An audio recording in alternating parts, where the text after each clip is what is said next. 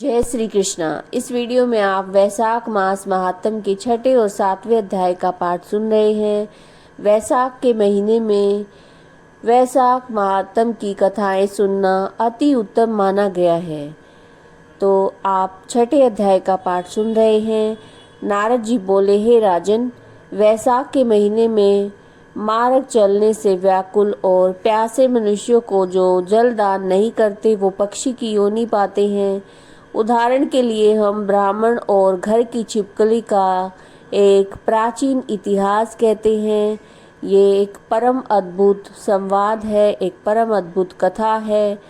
प्राचीन काल में इक्ष्वाकु के वंश में हेमांग नाम का एक राजा हुआ।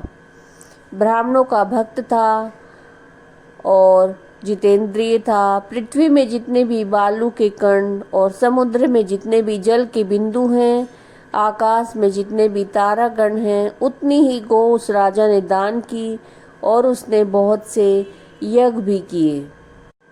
उन यज्ञों की कुशाओं से पृथ्वी पर कुशा ही कुशा दिखाई देने लगी।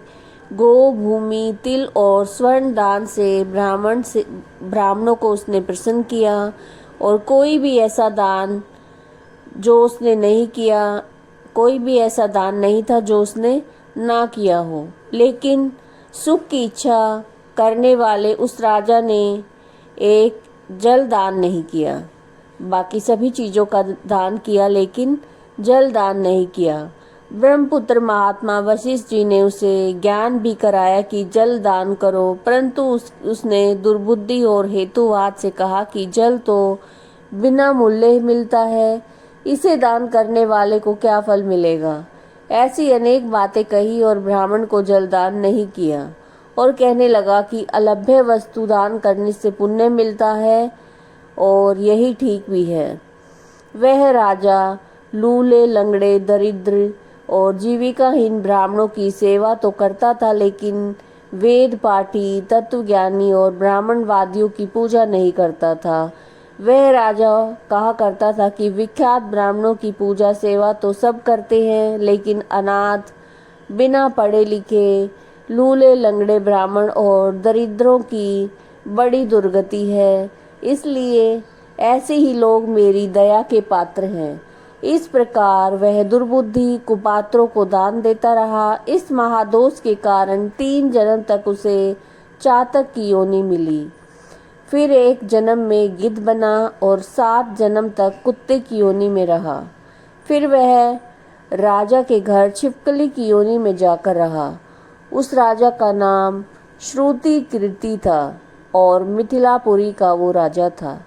छिपकली घर के दरवाजे की चौखट के ऊपर कीड़ों को भक्षण करती हुई 87 वर्ष तक वहीं पर रही। एक दिन देवयोग से मुनियों में श्रेष्ठ श्रुतिदेव नामक ऋषि दोपहर के समय मार्ग से थके हुए मिथिलापति के घर आए। ऋषि को देखकर राजा अत्यंत प्रसन्न होकर बड़े आदर और सत्कार से पूजन कर और चरण धोने लगा। चरणोदक को अपने मस्तक पर छिड़का। तब देव योग से एक बूंद जल उस छिपकली पर भी गिर गया। जल की बूंद पड़ते ही उसे ज्ञान हो गया और नाना प्रकार की योनियों के दुखों से दुखित होकर ब्राह्मण देवता से वो कहने लगा कि हे ब्राह्मण, मेरी रक्षा करो। एक छिपकली का ऐसा शब्द सुनकर ब्राह्मण को बड़ा ही आश्चर्य हुआ और कहने लगा, हे गोदा, तू कहाँ है? क्यों विलाप करता है? तेरी ये दशा कैसे हुई? तू देवता है, पुरुष है या राजा है या ब्राह्मण है? हे महाभाग, तू कौन है? कह तो सही, मैं आज ही तेरा उद्धार करूँगा। ऋषि की ऐसी बात सुनकर राजा महामतिमान श्रुति देव से कहने लगा, हे ब्राह्मण, मेरा जन्म इक्ष्वाकु कुल में हुआ और मैं वेद शास्त्रों का पूर्ण ज्ञाता था। पृथ्वी में जितने भी रज के कण हैं, जितने भी जल के बिंदु हैं, जितने आकाश में तारागण हैं, उतनी ही गौ का मैंने दान किया। मैंने सभी यज्ञ किए, वापी, कूप और तालाब बनवाए, अनेक दान किए, धर्मपूर्वक राज्य भी किया, तो भी ऐसी दुर्गति हुई और मुझे स्वर्ग नहीं मिला। 3 जन्म तक मुझे चातक योनि मिली। एक जन्म में गिद्ध हुआ और फिर 7 जन्म तक कुत्ते की योनि पाई। अभी ये राजा आपके चरणोदक को छिड़क रहा था, एक बूंद उछलकर मेरे ऊपर भी आ पड़ी। उसी के पड़ने से मुझे अपने पिछले जन्म का स्मरण हो आया और मेरे सारे पाप दूर हो गए हैं। हे द्विजवर, 87 जन्म तक मुझे छिपकली की योनि भोगनी पड़ी। तरह तरह की देवी सृष्टि दिखाई देती है, अतः अब मैं इन जन्मों से डरता हूँ। हे द्विज, मेरी ये दशा कैसे हुई, ये विस्तार से कहिए। ये सुनकर द्विज ने ज्ञान चक्षु के द्वारा सारा वृत्तांत जान लिया और फिर कहने लगे, राजन, मैं तुम्हारी इस बुरी योनि का कारण कहता हूँ। हे माधव, तुमने माधव भगवान के प्यारे वैशाख के महीने में जल का दान नहीं किया। ये जो वैशाख का महीना है, ये माधव यानी कि भगवान श्री कृष्ण को अत्यंत प्रिय है, तो इस महीने में जल दान अवश्य करना चाहिए। तुमने जल को सुलभ समझकर निश्चय कर लिया कि ये बिना ही मूल्य का है। मार्ग में चलने वाले और धूप से पीड़ित ब्राह्मणों को जल का दान नहीं किया। साथ ही सुपुत्रों को छोड़कर कुपात्रों को दान किया। जलती हुई अग्नि को छोड़कर क्या कोई राख से हवन करता है? प्राय बताए हुए सुगंध आदि से युक्त कांटेदार वृक्षों का कोई भी पूजन नहीं करता। सब वृक्षों में पीपल की ही पूजा होती है। तुलसी को छोड़कर कटेरी का पूजन क्यों नहीं करते? पूज्यता के विषय में अनाथ की आवश्यकता नहीं है। लूले लंगड़े केवल दया के पात्र हैं, पूज्य नहीं हैं। तपस्वी, ज्ञानी और वेद शास्त्रों के ज्ञाता ये विष्णु भगवान के स्वरूप हैं, अतः सदा वे पूज्य हैं। इसमें ज्ञानी ब्राह्मण सदैव ही विष्णु भगवान को अत्यंत प्यारे हैं। इसी कारण से ज्ञानी ही सदा पूज्यों में अधिक पूज्यतम है और साधु महात्माओं की अवज्ञा इस लोक और परलोक दोनों में ही दुख देने वाली है। महापुरुषों की सेवा धर्म, अर्थ और मोक्ष का कारण है। ऐसे करोड़ों अंध जाति कर्तव्य को नहीं देखते। ऐसे मंद आश्रम के लोगों की संगति से कुछ नहीं मिलता। वैसे ही जल में तीर्थ और मिट्टी अथवा पत्थर के बने देवताओं से भी तत्काल कुछ लाभ नहीं होता। ये तो बहुत काल में पवित्र करते हैं, परंतु साधु महात्मा दर्शन से ही पवित्र कर देते हैं। साधु सेवा से कोई भी सुशिक्षित पुरुष दुखी नहीं होता। जैसे अमृत पान करने से जन्म, मरण और वृद्धावस्था आदि दुख नहीं होते। तुमने जलदान नहीं किया, न साधुओं की सेवा की। हे इक्ष्वाकु नंदन, इसी से तुम्हारी ये दुर्गति हुई है। वैशाख के मास में जो पुण्य मैंने किया वो तुम्हारी शांति के लिए मैं तुम्हें दूंगा। इसके प्रताप से भूत, भविष्य और वर्तमान कर्मों के संस्कार दूर हो जाएंगे। ऐसा कहकर जल स्पर्श करके सर्वोत्तम पुण्य का फल दे दिया। इस तरह से सब उस ब्राह्मण ने वैशाख में एक दिन के स्नान का फल उसे दे दिया और उसके सारे पाप दूर हो गए। छिपकली की योनि त्याग कर दिव्य विमान पर चढ़कर दिव्य माला, वस्त्र और आभूषण पहनकर मिथिलापुरी के महल में सब प्राणियों को हाथ जोड़कर परिक्रमा देकर नमस्कार कर आज्ञा लेकर स्वर्ग को चला गया। देवता लोग उसकी स्तुति करने लगे।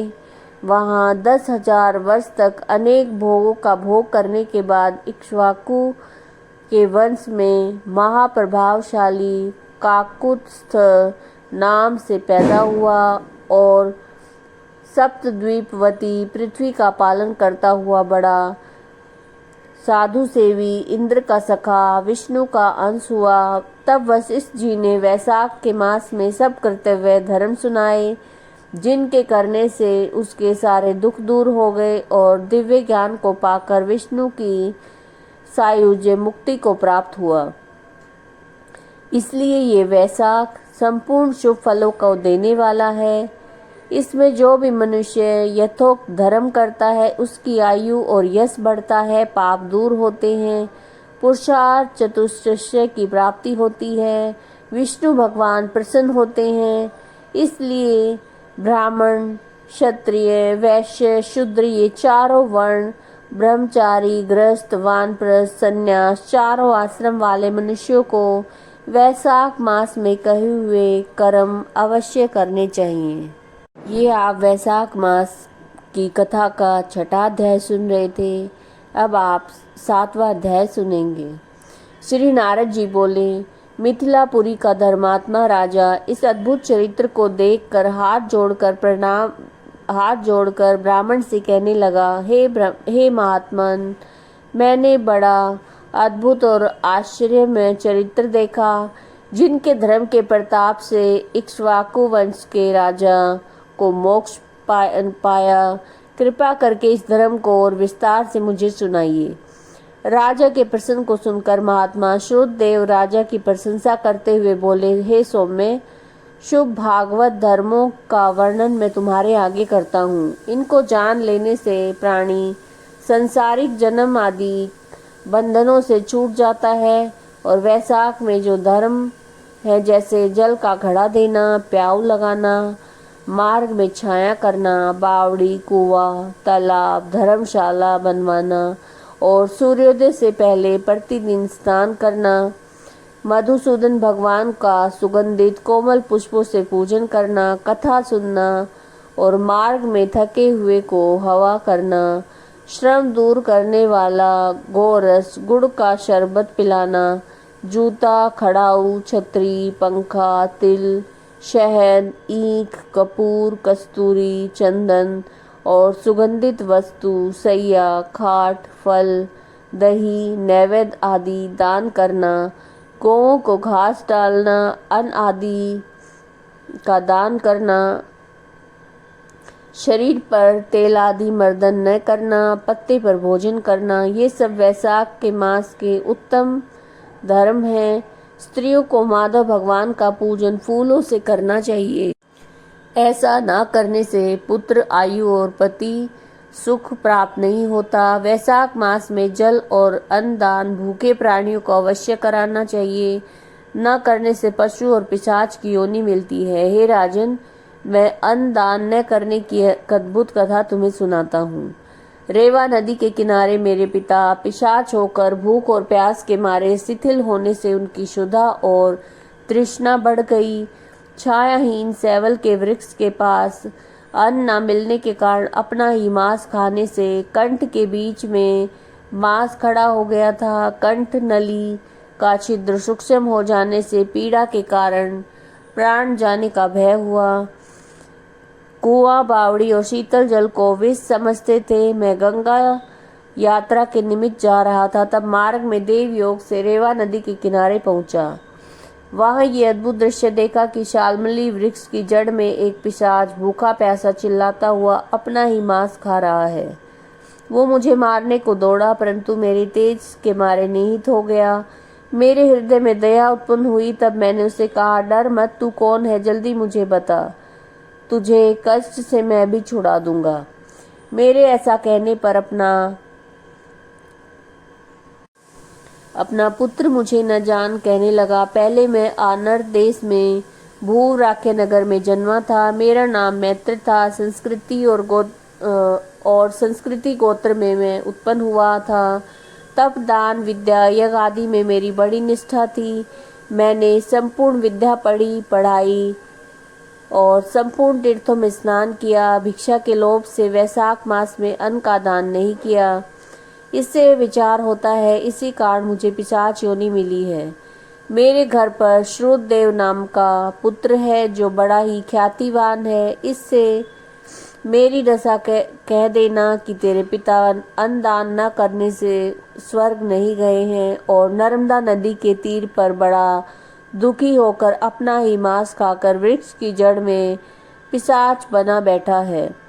अतः पिता को पिशाच योनि से छुड़ाने के लिए वैशाख मास में प्रातःकाल स्नान करके विष्णु पूजा और भक्ति पूर्वक जल से मेरा तर्पण करे। फिर किसी ब्राह्मण को अन्न दान करे, जिससे मैं विष्णु पद को पाऊं। यदि तुम मुझ पर दया करोगे तो तुम्हारा कल्याण होगा। अपने पिता की ऐसी बात सुनकर दुख के मारे उसने पांव पर बहुत देर तक लकड़ी की भांति पड़ा रहा और अपनी निंदा करके नेत्रों में आंसू भर के कहने लगा, हे पिता, तुम्हारा पुत्र मैं ही हूँ। देवयोग से यहाँ आया और अब तुम्हारे बताए अनुसार यात्रा करके शीघ्र घर जाकर मेष की संक्रांति में विष्णु भगवान निमित्त अन्न अर्पण करूँगा। पिता की आज्ञा अनुसार मैंने तीर्थ यात्रा कर घर जाकर और बैसाख के महीने में अन्नदान किया। तब मेरे पिता पिशाच योनि से मुक्त होकर विमान पर चढ़कर मुझे आशीर्वाद देकर विष्णु लोक को गए, जहाँ से वापस नहीं आते। इसलिए अन्नदान सभी शास्त्रों का सारभूत है। मैंने कह दिया। अब और किस बात को सुनने की तुम्हारी इच्छा है सो पूछे। ये आप वैशाख मास महात्म का अध्याय 6 और 7 सुन रहे थे। अगर आपको वीडियोज अच्छी लग रही हैं तो लाइक कीजिएगा, शेयर कीजिएगा और चैनल को सब्सक्राइब कीजिएगा। जय श्री कृष्ण।